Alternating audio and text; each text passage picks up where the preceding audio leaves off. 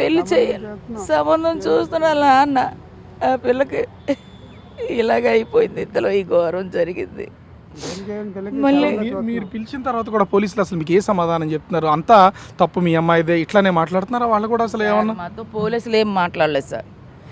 వాళ్ళ దగ్గరికి వెళ్ళి చెప్పమన్నా చెప్తాను, ఎక్కడికి వెళ్ళి వచ్చి చెప్పమన్నా చెప్తాను. మా దగ్గరికి రాలేదు, నన్ను ఏం క్వశ్చన్లు అడగలేదు. మీరు మీడియా వాళ్ళే నాకు ప్రశ్నలు వేస్తున్నారు, మా గురించి మంచి చెడు రాస్తున్నారు, చెప్తున్నారు. వాళ్ళ పోలీసులు మమ్మల్ని ఏం అడగలేదండి. అసలు మీకు న్యాయం జరుగుద్దని అనుకుంటున్నారా? ఏదో నేను లొంగిపోయాడు కాబట్టి అతను అరెస్ట్ చేసాం, జైల్లో పెట్టేసాం అని పోలీసులు కూడా చేతులు దులిపేసుకుంటున్నారా? దీని వెనక ఇంకెవరు ఉండొచ్చా? దీని వెనక ఎవరో ఉండొచ్చు సార్. ఎందుకంటే మాకు వచ్చి ప్రశ్నలు వేయలేదు, మా వీధికి వచ్చి ఎంక్వైరీ చేయలేదు సార్. మీరు మీడియా వాళ్ళు వచ్చారు కానీ వాళ్ళు రాలేదు. మా గురించి ఎంక్వైరీ చేయడం కానీ మమ్మల్ని క్వశ్చన్లు వేయడం కానీ ఏమీ చేయలేదు. ఈ కేసు వెనుక ఏదో జరుగుతుంది సార్. మాకు న్యాయం జరుగుతుందన్న నమ్మకం లేదు సార్. మేము ఇదే చెప్తున్నాం సార్, మా పిల్లకి న్యాయం జరగాలండి. నా బిడ్డకి అయిపోగానే నా హెల్త్ పాడైపోయిందండి.